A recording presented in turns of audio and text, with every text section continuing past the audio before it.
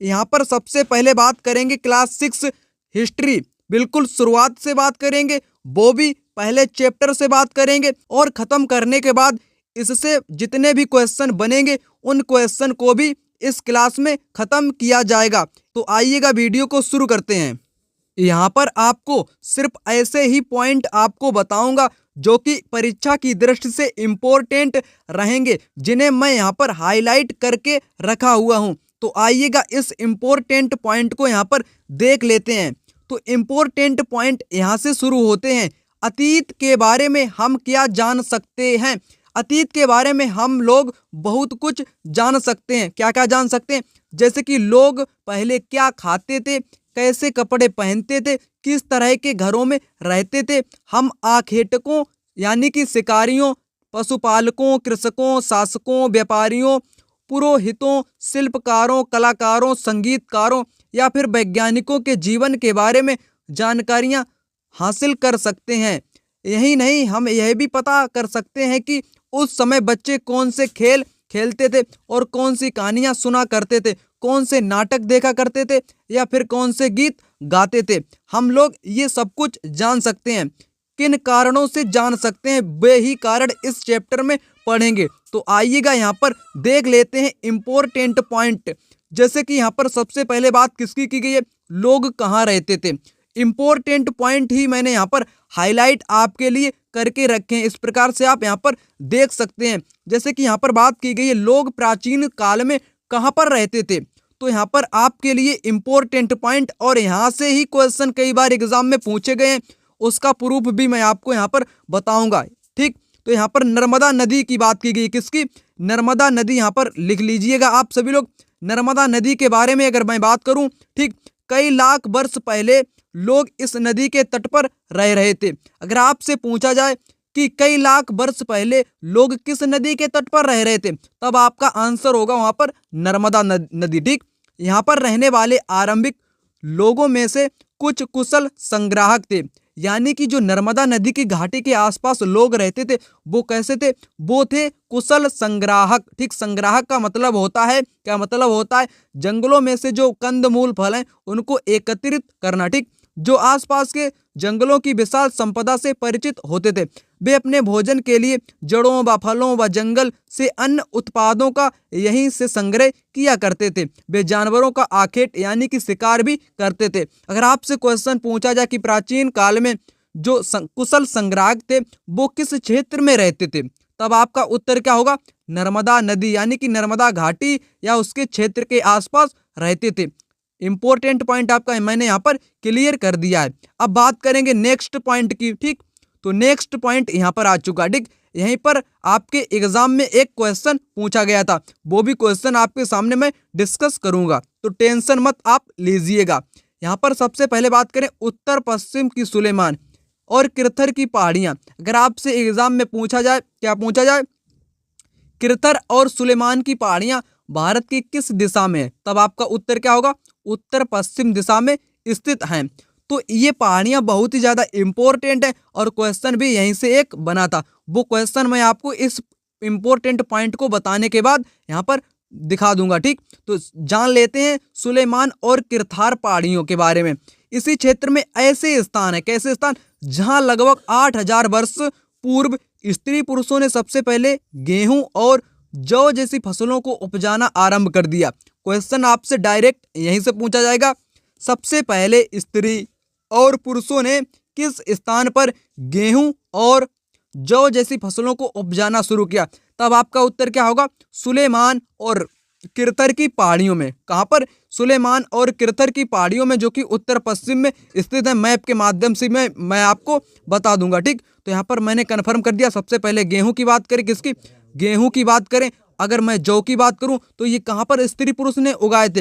ये उगाए थे सुलेमान और किरथर की पहाड़ियों के बीच में। ठीक, तो उन्होंने जो वो लोग थे, कौन से स्त्री पुरुष जो सुलेमान और किरथर की पहाड़ियों में रहते थे, उन लोगों ने भेड़, बकरी, गाय, बैल जैसे पशुओं को भी पालतू बनाना शुरू कर दिया था। ठीक, अब मैं बात कर लेता हूं, इतना आप समझ चुके होंगे किसके बारे में? सुलेमान और किरथर की पहाड़ियों के बारे में। यहाँ पर लोगों ने गेहूं, जौ फसलें उगाई और भेड़, बकरी, गाय, इनका पालन वहां पर करते थे। इतना मैंने क्लियर कर दिया। यहाँ पर ये प्रीवियस क्वेश्चन को आप देख सकते हैं, यानी कि इसी वर्ष का ये क्वेश्चन है, जनवरी 2024 में जो आपकी अभी परीक्षा हुई थी 21 जनवरी वाली, उसी में क्वेश्चन नंबर 40 में आपका ये प्रश्न पूछा गया है। क्वेश्चन आप देख सकते हैं, गेहूं एवं जौ जैसी फसल उगाने के सर्वप्रथम साक्ष्य निम्नलिखित में से किस स्थान से मिले हैं? सही विकल्प का चयन करें। तो सुलेमान और किरथर हिल्स यानी कि पहाड़ियों के मध्य आपके ये मिले हैं। तो यहाँ से आपका डायरेक्ट क्वेश्चन बन गया था, आप देख सकते हैं।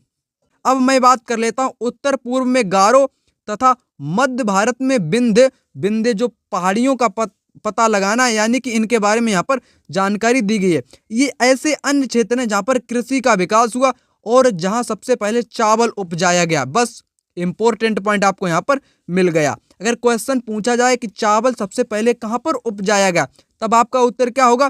तब आपका होगा मध्य भारत में विंध्य पहाड़ियों पर। ठीक, मध्य भारत में विंध्य पहाड़ियों पर सबसे पहले चावल उपजाया गया। वे स्थान विंध्य के उत्तर में स्थित हैं।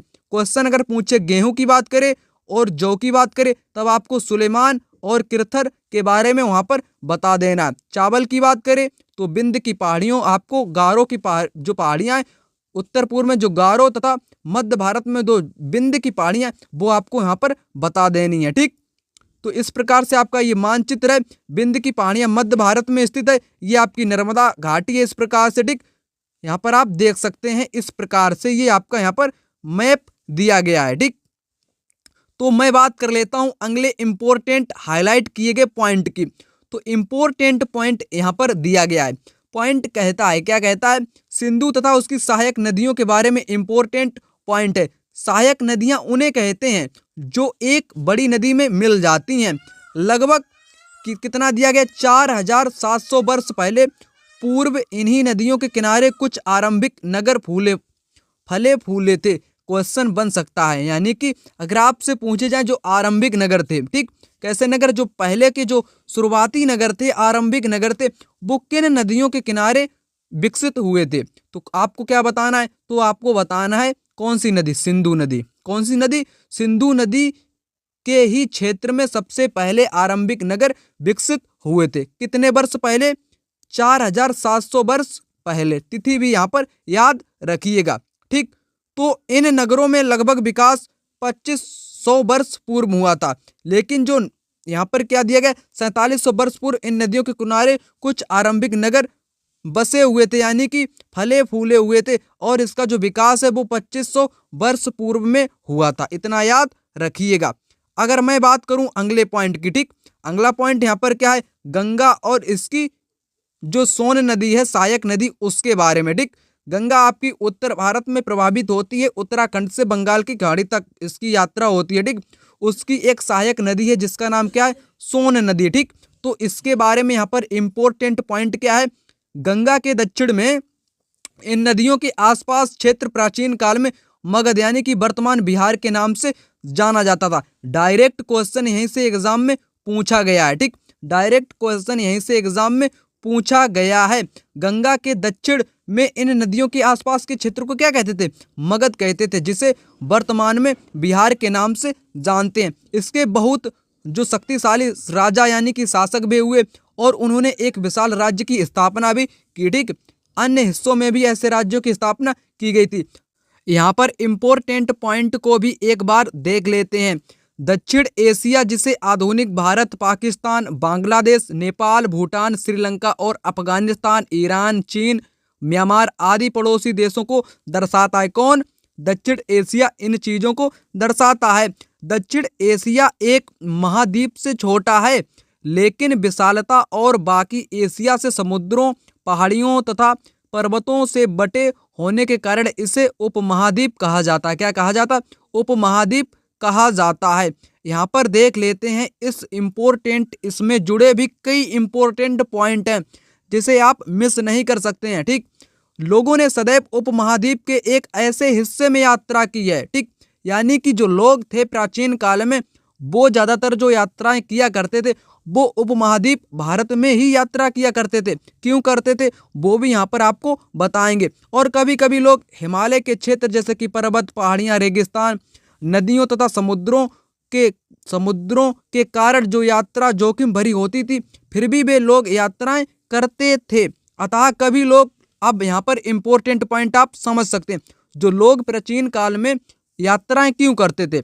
लोग यात्राएं करते थे काम की तलाश में, कभी लोग काम की तलाश में, तो कभी प्राकृतिक आपदाओं के कारण एक स्थान से दूसरे स्थान पर जाया करते थे, यानी कि अपने बचाव के लिए वो यात्राएं करते थे, काम की तलाश के लिए यात्राएं करते थे, और कभी कभी सेनाएं दूसरे क्षेत्र पर विजय हासिल करने के लिए यात्राएं की जाती थी। इसके अतिरिक्त मैं बात करूं, व्यापारी कभी काफिले में हो तो कभी जहाजों में अपने साथ मूल्यवान वस्तुएं लेकर एक स्थान से दूसरे स्थान पर जाते थे। ये भी कारण था लोग प्राचीन काल में यात्राएं करते थे। धार्मिक गुरु लोगों को शिक्षा और सलाह देते हुए एक गांव से दूसरे गांव तक जाता था। तो इस प्रकार से कह सकते हैं प्राचीन काल में इस प्रकार से यात्राएं की जाती थी, और एक रोचक स्थानों की खोजने में उनकी चाह भी थी। ठीक, जैसे कि वो लोग नए स्थान पर जाते थे और वो लोग वहाँ की संस्कृति, वातावरण के बारे में जानकारी प्राप्त कर लेते थे। रोचक स्थानों को खोजने की चाह में उत्सुकता वश भी यात्रा किया करते थे। इन सभी यात्रियों ने लोगों को एक दूसरे के विचारों को जानने का अवसर मिला। ठीक, अब मैं बात कर लेता हूँ यहाँ पर किसकी, इम्पोर्टेंट पॉइंट जो कि नीचे आपका यहाँ पर दिया गया है। ठीक, तो यहाँ पर इस प्रकार से आप यहाँ पर देख सकते हैं। देश के नाम क्या है, देश के नाम, अपने देश के लिए जो प्रायः शब्द कौन सा है, इंडिया। भारत जैसे नामों का प्रयोग करते हैं, इंडिया, भारत, हिंदुस्तान। ठीक, तो इसकी उत्पत्ति कैसे हुई है, यहाँ पर इसके बारे में बताया गया है। सबसे पहले बात करें, इंडिया शब्द इंडस से निकला है। किससे निकला है, जो इंडिया शब्द है वो इंडस से निकला हुआ है, याद रखिएगा, जिसे संस्कृत में सिंधु कहते हैं। इंडस को संस्कृत में क्या कहते हैं, सिंधु कहते हैं। अपने एटलस में ईरान और यूनान का पता लगाइएगा, वो अलग की बात है। लगभग, ठीक, लगभग 2500 वर्ष पहले उत्तर पूर्व पश्चिम की ओर आने वाले ईरानियों और यूनानियों ने सिंधु को हिदोस और अथवा इंदोस कहा। किसने, जो भारत, जो कौन थे, यूनान के जो लोग थे, ईरान के लोग थे, ईरान के लोग और यूनानियों ने जो सिंधु क्षेत्र है, ठीक है, जो सिंधु क्षेत्र है जिसे इंग्लिश में इंडस कहते हैं, संस्कृत में सिंधु कहते हैं, सिंधु को किस नाम से पुकारा उन्होंने, हिंदोस या इंदोस के नाम से पुकारा। किसने, ईरानी और यूनानी ने। ठीक, तो इस नदी के पूरब में स्थित भूमि प्रदेश को इंडिया कहा। ठीक, आप समझ चुके होंगे, जो ईरान के लोग थे और यूनान के लोग थे, उन्होंने सिंधु को किस नाम से पुकारा, हिंदोस या इंदोस के नाम से पुकारा। ठीक, इंडिया शब्द कैसे निकला है, इंडस से निकला है, जिसका संस्कृत में मतलब क्या होता है, सिंधु, इसका संस्कृत में मतलब होता है। आप यहाँ पर समझ चुके होंगे। भारत नाम का प्रयोग उत्तर पश्चिम में रहने वाले लोगों के एक समूह के लिए किया जाता है। इस समूह का उल्लेख संस्कृत की आरंभिक लगभग 3500 वर्ष पुरानी कृति ऋग्वेद में मिलता है। भरत, आपको मालूम होगा, भारत एक कबीला था। ठीक, उसी के नाम से भी इसे जानते हैं। नेक्स्ट इंपॉर्टेंट पॉइंट की यहाँ पर बात कर लेते हैं, अतीत के बारे में कैसे जानें। अतीत की जानकारी हमें कई तरह से प्राप्त कर सकते हैं। एक तरीका अतीत में लिखी गई पुस्तकों को ढूंढना और पढ़ना। ये पुस्तकें हाथ से लिखी होने के कारण इन्हें पांडुलिपि कहा जाता है। जो हस्त यानी कि हाथों से लिखी गई जो पुस्तकें होती थी उनको क्या कहते थे, पांडुलिपि कहते थे। अंग्रेजी में पांडुलिपि के लिए प्रयुक्त कौन सा शब्द है, मेन्यू स्क्रिप्ट शब्द है। कौन सा, मेन्यू स्क्रिप्ट है, अंग्रेजी में पांडुलिपि को कहते हैं, जो कि लैटिन शब्द के मेनू से बना है, जिसका अर्थ क्या होता है, जिसका अर्थ होता है हाथ। मेनू का मतलब हाथ होता है। ठीक, ये पांडुलिपियां प्रायः ताड़पत्रों अथवा हिमालय क्षेत्र में उगने वाले भुर्ज नामक पेड़ की छाल से विशेष तरीके से तैयार भोजपत्र पर लिखी जाती थी। समझ चुके होंगे आप।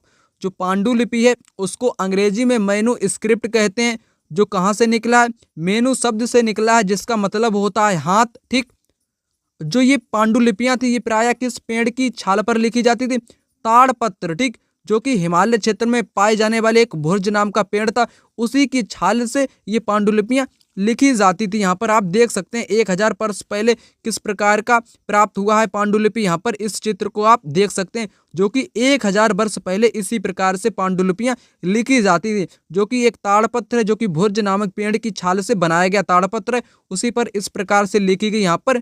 ठीक, तो बात करते हैं नेक्स्ट इम्पोर्टेंट पॉइंट की। यहाँ पर देख लेते हैं इस इम्पोर्टेंट पॉइंट को। इतने वर्षों में इनमें से कई पांडुलिपियों को कीड़ों ने खा लिया, ठीक, कीड़ों ने खा लिया और कुछ नष्ट होंगी, फिर भी ऐसी पांडुलिपियाँ आज भी उपलब्ध हैं। प्रायः ये पांडुलिपियाँ मंदिरों और विहारों में प्राप्त होती हैं, ठीक है। जो वर्तमान में जो कुछ भी पांडुलिपियाँ उपलब्ध हैं वो म्यूजियम में मिलती हैं, मंदिरों में प्राप्त होती हैं, मंदिर और विहारों से प्राप्त होती हैं। इन पुस्तकों में धार्मिक मान्यताओं, व्यवहार, राजाओं के जीवन, औषधियों तथा विज्ञान आदि सभी प्रकार के विषयों की चर्चा मिलती है।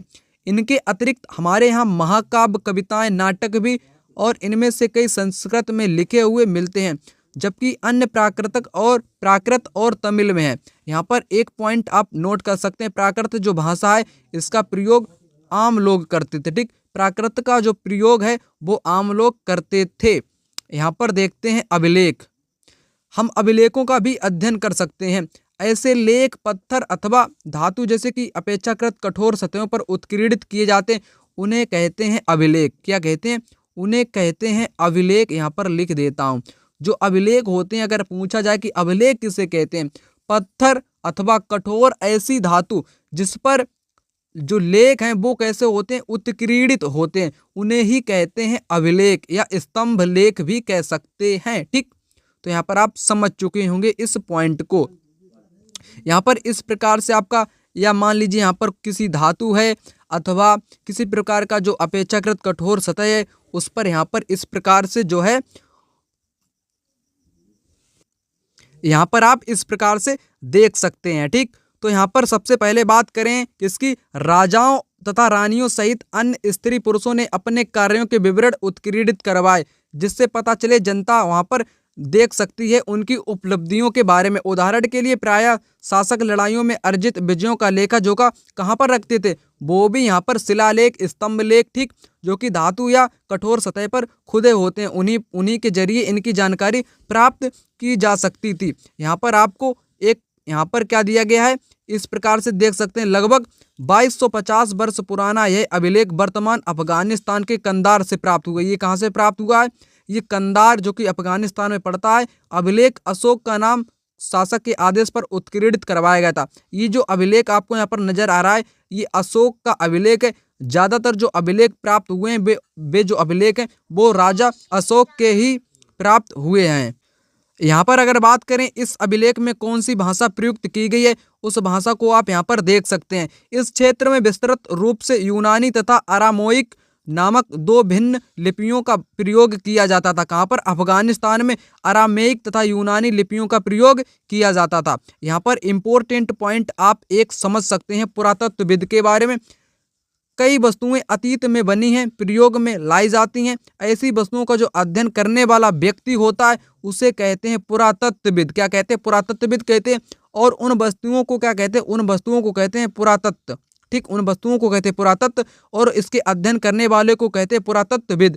पुरातत्वविद पत्थर और ईंटों से बनी इमारतों के अवशेष, चित्रों तथा मूर्तियों, आगे क्या है इसके पश्चात, ठीक, यहाँ पर क्या है का अध्ययन करते हैं। वे औजारों, हथियारों, बर्तनों, आभूषणों तथा सिक्कों की प्राप्ति के लिए छानबीन तथा खुदाई भी करते हैं। कौन? पुरातत्वविद। इनमें से कुछ वस्तुएं पत्थर की, पकी मिट्टी, कुछ धातु की बनी हो सकती हैं। ऐसे तत्व कठोर तथा जल्दी नष्ट न होने वाले होते हैं, ठीक। तो आप समझ चुके होंगे यहाँ पर जो पुरातत्वविद हैं वो इस प्रकार की वस्तुओं की खुदाई करके प्राप्त कर लेते हैं।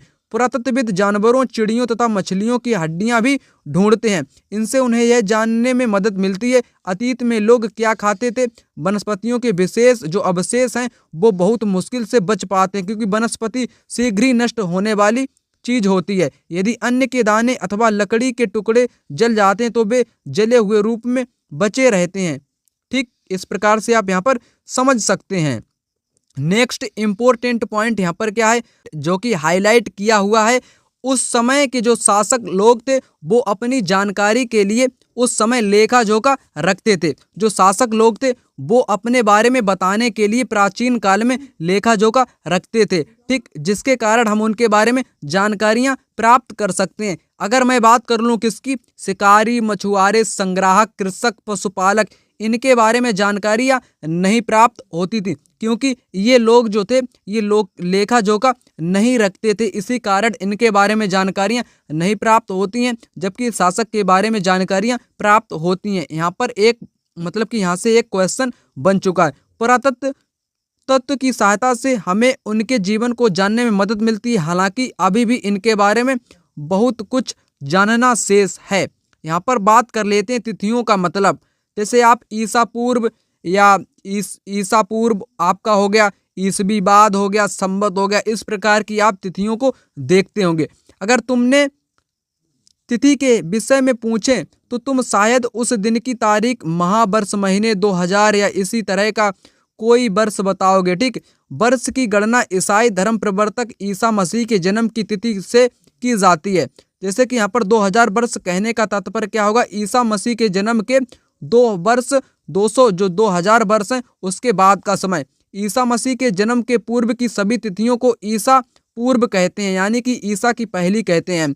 इस पुस्तक में हम 2000 को अपना आरंभिक बिंदु मानते हुए वर्तमान से पूर्व की तिथियों का उल्लेख करेंगे। ठीक, यहाँ पर आपको बाद में बताएंगे बीसी का मतलब क्या होता है, एडी का मतलब क्या होता है। एग्जाम में पूछा जा चुका क्वेश्चन है, जो कि नीचे आपको हाईलाइट किया हुआ नजर आएगा। ठीक, तो यहाँ पर देखते हैं इस इम्पोर्टेंट पॉइंट को, जो कि मैंने आपको अभी मतलब कि बताया है। ठीक, अंग्रेजी में बीसी का मतलब क्या होता है। ठीक, अंग्रेजी में बीसी कहते हैं और हिंदी में इसे ईसा पूर्व कहते हैं, जिसका मतलब होता है बिफोर क्राइस्ट, यानी कि ईसा पूर्व। बीसी का मतलब बिफोर क्राइस्ट, ईसा के पूर्व। कभी कभी तुम तिथियों में पहले एडी यानी कि हिंदी में ईसवी कहते हैं, इसका जो मतलब होता है एनो डामिनी होता है। ठीक, जो कि 2 लैटिन भाषा से बना है, जिसका मतलब क्या होता है, नामक 2 लैटिन शब्दों से मिलकर बना है, जिसका तात्पर्य ईसा मसीह के जन्म के वर्ष से है। कभी कभी एडी की जगह सीई भी लिखा होता है। क्या लिखा होता है, एडी की जगह सीई लिखा होता है, और बीसी की जगह बीसीई लिखा होता है। बीसीई इसकी जगह पर लिखा होता है। सीई यहाँ पर नोट कर सकते हैं आप लोग, सीई अक्षरों का प्रयोग कॉमन एरा और बीसीई का प्रयोग बिफोर कॉमन एरा के लिए होता है। इन शब्दों का प्रयोग इसलिए करते हैं क्योंकि विश्व के अधिकांश देशों में अब इस कैलेंडर का प्रयोग सामान्य हो गया है। भारत में तिथियों के रूप में प्रत्येक लगभग 100 वर्ष पूर्व आरंभ हुआ था। आप इस प्रकार से यहाँ पर समझ सकते हैं। कभी कभी अंग्रेजी में बीपी अक्षरों का भी प्रयोग होता है, जिसका मतलब होता है बिफोर प्रेजेंट, यानी कि वर्तमान से पहले। यहीं तक आपका ये चैप्टर था, जिससे मैंने आपको पूरी तरह अच्छे ढंग से हर एक पॉइंट को समझा दिया। अंत में कुछ इम्पोर्टेंट क्वेश्चन, जिसको आपको यहाँ पर क्या करना है, मिलान करना है। आपके एग्जाम में क्वेश्चन मिलान से भी संबंधित पूछे जाते हैं, इसलिए यह क्वेश्चन भी यहाँ पर इम्पोर्टेंट है। इसके बाद मैं आपको इस चैप्टर से जुड़े जितने भी इम्पोर्टेंट क्वेश्चन हैं उन सभी क्वेश्चन को भी करवाऊंगा। तो सबसे पहले इस क्वेश्चन को यहाँ पर कर लेते हैं मिलान। नर्मदा घाटी मैंने आपको पढ़ाया, तो इसका जो मिलान है किसके साथ होगा। नर्मदा घाटी में लोग सबसे पहले क्या करते थे, कंदमूल इकट्ठा करते थे, आखेट यानी कि शिकार करते थे और संग्रहण करते थे। तो इसका मिलान किसके साथ जाएगा, यहाँ पर सेकेंड के साथ चला जाएगा। मगध आप सभी लोग जानते हैं, ये सबसे पहला क्या है, सबसे पहला जो बड़ा राज्य था कौन था, मगध था, जो कि वर्तमान बिहार राज्य में स्थित है। गारो की पहाड़ियों की बात करें, किसकी, गारो की पहाड़ियों में आरंभिक कृषि, ठीक, यहाँ पर कृषि का विकास हुआ है। कहाँ पर, गारो की पहाड़ियां और विंध्य की पहाड़ियों के मध्य में। सिंधु तथा इसकी सहायक नदियों की बात करें, किसकी, सिंधु तथा इसकी सहायक नदियों में प्रथम नगर विकसित हुए हैं। कौन से नगर, प्रथम नगर विकसित हुए हैं। गंगा घाटी की बात करें तो लगभग 2500 वर्ष पूर्व के नगर गंगा घाटी में। इस प्रकार से आप यहाँ पर मिलान कर सकते हैं। इस चैप्टर से जुड़े जितने भी इम्पोर्टेंट क्वेश्चन हैं उन क्वेश्चन को भी यहाँ पर देख लेते हैं। पहला क्वेश्चन क्या है, प्राचीन काल में लोग किस भाषा का प्रयोग करते थे, पाली, अरबी, संस्कृत या प्राकृत भाषा का। कौन सा यहाँ पर राइट होगा, राइट हो जाएगा यहाँ पर प्राकृत। जो आम लोगों की जो भाषा हुआ करती थी वो कौन सी भाषा हुआ करती थी, वो हुआ करती थी प्राकृत भाषा। संस्कृत की बात करें, ऋग्वैदिक कालीन जो लोग थे वो केवल संस्कृत भाषा का प्रयोग करते थे। राइट आंसर यहाँ पर कौन सा हुआ, प्राकृत, इसका राइट आंसर यहाँ पर हो जाएगा। अगला क्वेश्चन क्या है, जो नदियां एक बड़ी नदी में मिल जाती हैं उन्हें क्या कहते हैं? मौसमी नदी, सहायक नदी, उपनदी या छोटी नदी? क्या कहेंगे? उसे कहेंगे सहायक नदी। जो एक बड़ी नदी होती है उस नदी में अगर छोटी कोई नदी मिल जाती है तो उस नदी को कहते हैं सहायक नदी। जैसे कि गंगा की सोन नदी सहायक हो गई, ठीक, आप समझ सकते हैं, और यमुना नदी उसकी सहायक नदी हो गई। इस प्रकार से आप समझ सकते हैं कौन सा राइट हुआ यहाँ पर, सहायक नदी यहाँ पर राइट हो जाएगा। अगला क्वेश्चन, नेक्स्ट क्वेश्चन क्या है? अतीत में अपने कार्यों का लेखा जोखा कौन नहीं रखते थे? शिकारी, मछुआरे, कृषक या उपयुक्त में से सभी? कौन सा यहाँ पर सही होगा? जो लेखा जोखा रखते थे वे कौन से लोग थे और लेखा जोखा नहीं रखते थे वे कौन से लोग थे? तो यहाँ पर आपको समझाते हैं।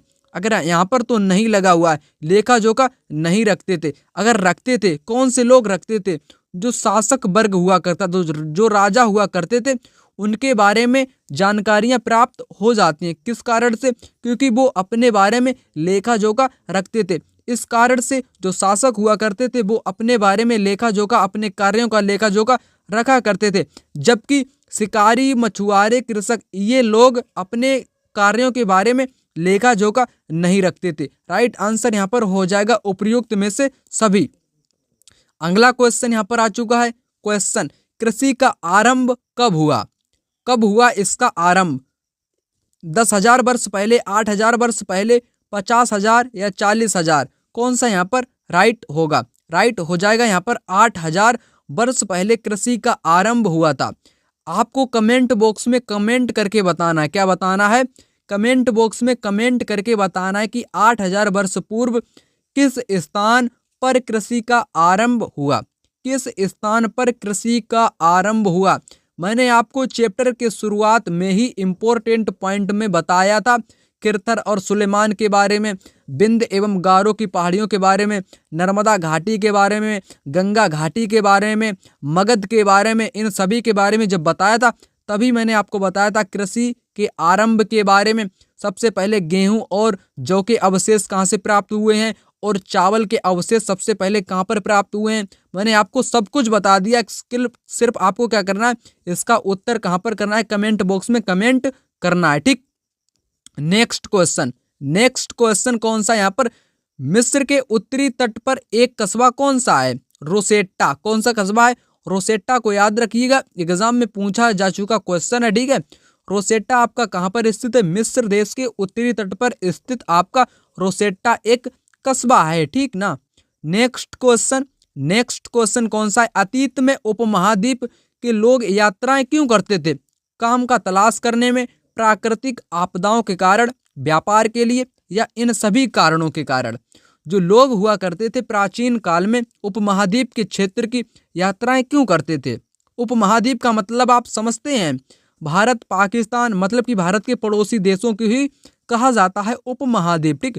काम के तलाश करने के लिए भी लोग इसकी यात्राएं करते थे, प्राकृतिक आपदाओं के बचाव के लिए भी इसकी यात्राएं करते थे, व्यापार के लिए भी यात्राएं किया करते थे। तो कौन सा यहाँ पर राइट होगा? उपयुक्त में से सभी यहाँ पर राइट हो जाएंगे। और लोग अन्य इच्छकों के कारण, मतलब कि उनकी अन्य इच्छाएं भी हुआ करती थी, उत्सुक हुआ करते थे, नए जगह हैं उनको देखने के लिए भी लोग यात्राएं करते थे। राइट आंसर होगा यहाँ पर ऑप्शन नंबर 4। नेक्स्ट क्वेश्चन यहाँ पर दिया गया है। क्वेश्चन कहता है कि अतीत में बनी और प्रयोग में लाई गई वस्तुओं का अध्ययन करने वाला व्यक्ति क्या कहलाता है? वैज्ञानिक कहलाता है, पुरातत्वविद कहलाता है, या खोजी कहलाता है, या इनमें से कुछ भी नहीं कहलाता है? कौन सा यहाँ पर राइट होगा? राइट आंसर होगा यहाँ पर पुरातत्वविद।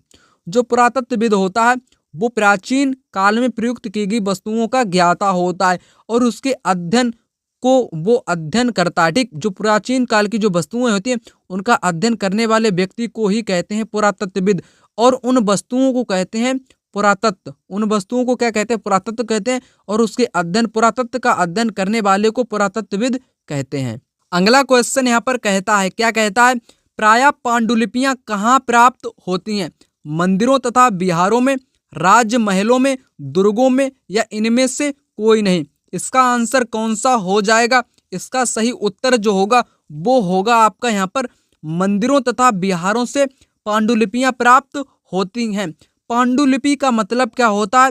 हस्त से लिखी यानी कि हाथों से लिखी गई पुस्तक को ही पांडुलिपि कहते हैं। अगर क्वेश्चन आपसे पूछा जाए, क्या पूछा जाए?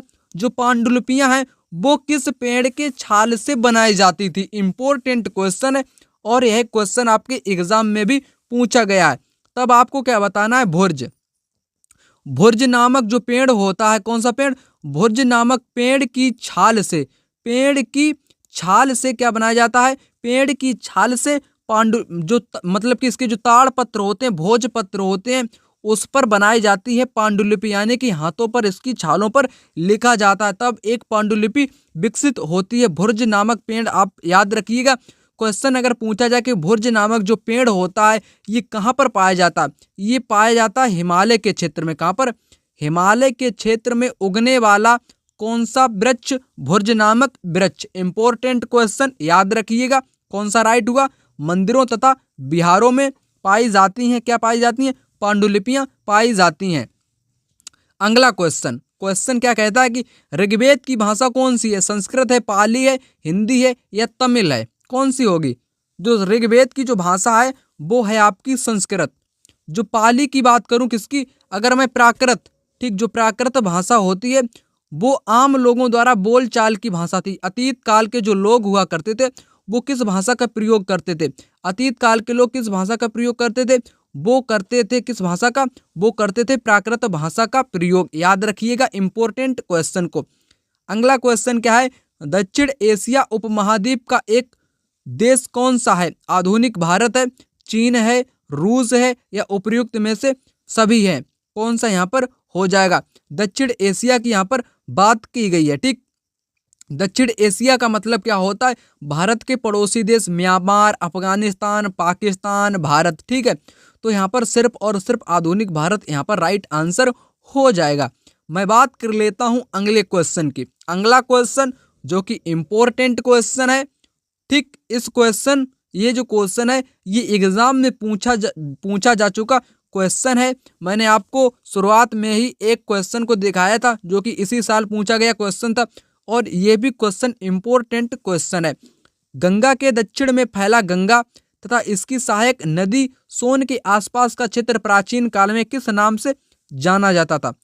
किस नाम से? मालाबार, मगध, कोंकण या इनमें से कोई नहीं? कौन सा यहाँ पर राइट होगा? राइट हो जाएगा मगध। मगध के नाम से जाना जाता था। क्वेश्चन आपके एग्जाम में यहाँ तक पूछा गया था, गंगा के दक्षिण में फैला गंगा का मैदान। ठीक, दक्षिण मतलब कि गंगा के दक्षिण में फैला गंगा के आसपास का मैदान क्या कहा जाता था? मगध के नाम से जाना जाता था। ठीक, तो राइट आंसर कौन सा हुआ यहाँ पर? ऑप्शन नंबर 2 यहाँ पर राइट हो जाएगा।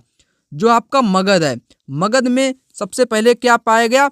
जो मगध आपका 16 महाजनपदों में से बताया गया सबसे शक्तिशाली जनपद जो था वो मगध था। यहाँ पर कृषि जो थी वो अधिक मात्रा में हुआ करती थी, जिससे क्या हुआ करता था? अधिशेष हुआ करता था। ठीक, और इसी कृषि के कारण ही यह जो शहर था मगध, जो जनपद था, इसमें काफी वृद्धि देखने को मिलती है। ये तो बाद की बात है। मैं बढ़ता हूं अगले क्वेश्चन की तरफ। अगला क्वेश्चन इंपॉर्टेंट क्वेश्चन है, यहाँ पर इस क्वेश्चन को देख लेते हैं। विंध्याचल के उत्तर में सबसे पहले किस फसल को उगाया गया था? विंध्याचल की बात करें या गारो की पहाड़ियों की बात करें? ठीक, याद रखिएगा, ठीक ना। गेहूं और जौ की, या चावल या दाल या मक्का? कौन सा राइट होगा? राइट यहाँ पर हो जाएगा आपका कौन सा? राइट होगा यहाँ पर चावल। जो विंध्याचल के जो उत्तर में सबसे पहले किस फसल को उगाया गया था? चावल को उगाया गया था। राइट आंसर चावल। अगर आपसे पूछे गेहूं और जौ सबसे पहले कहां पर उगाया गया था? ये जो उगाया गया था सुलेमान, यहाँ पर लिख देता हूं मैं, सुलेमान एंड किरथर की पहाड़ियां। कौन सी? किरथर की जो पहाड़ियां हैं वहां पर सबसे पहले गेहूं और जौ उगाया गया था, वहां पर ही इसके अवशेष मिले हैं। इंपॉर्टेंट क्वेश्चन था, इसको मैंने यहाँ पर बता दिया। अगला क्वेश्चन क्या कहता है? अगला क्वेश्चन कहता है सिंधु की सहायक नदी कौन सी है? ब्यास है, सतलुज है, रावी है या सभी है? कौन सा राइट होगा? राइट यहाँ पर सभी हो जाएगा। सिंधु की ब्यास, सतलुज, रावी ये सभी इसकी सहायक नदियां हैं। अगला क्वेश्चन कहता है कि किसके शासन में सबसे ज्यादा संख्या में अभिलेख लिखे गए हैं? अशोक, चंद्रगुप्त, कर्ण या हर्षवर्धन? कौन सा राइट होगा? राइट हो जाएगा यहाँ पर अशोक। अशोक के काल के सबसे ज्यादा अभिलेख प्राप्त हुए स्तंभ लेख की बात करें, चाहे लौह स्तंभ की बात करें, ठीक, तो इनके ही सबसे ज्यादा अभिलेख प्राप्त हुए। लघु, छोटे, मध्य सभी प्रकार के अभिलेख प्राप्त हुए। अशोक के अभिलेखों को सबसे पहले किसने पढ़ा था? जेम्स प्रिंसेप ने पढ़ा था। किसने? जेम्स प्रिंसेप ने इसके अभिलेखों को पढ़ा था, ठीक, ये भी याद रखिएगा। 1838-37 में इसको पढ़ा था, 1837 या 38 में इसको पढ़ा था, ठीक। कई कई पुस्तकों में आपको 1837 और कई कई पर आपको 1838 मिल जाएगा, ठीक, लेकिन एनसीईआरटी की माने तो 1838 आपको लगा देना है, ठीक। तो यहाँ पर नेक्स्ट क्वेश्चन को देख लेते हैं। अगला क्वेश्चन है, सुलेमान और किरतर की पहाड़ियां किस दिशा में हैं? उत्तर पश्चिम, पश्चिम दक्षिण, दक्षिण पूर्व या उत्तर पूर्व? कौन सा राइट होगा? उत्तर पश्चिम यहाँ पर राइट हो जाएगा। सुलेमान और किरतर की पहाड़ियां उत्तर पश्चिम, भारत के उत्तर पश्चिम में स्थित हैं और यहाँ पर ही सबसे पहले गेहूं और जौ उगाने के अवशेष प्राप्त हुए हैं। तो राइट आंसर यहाँ पर कौन सा होगा? ऑप्शन नंबर 1 उत्तर पश्चिम यहाँ पर राइट हो जाएगा।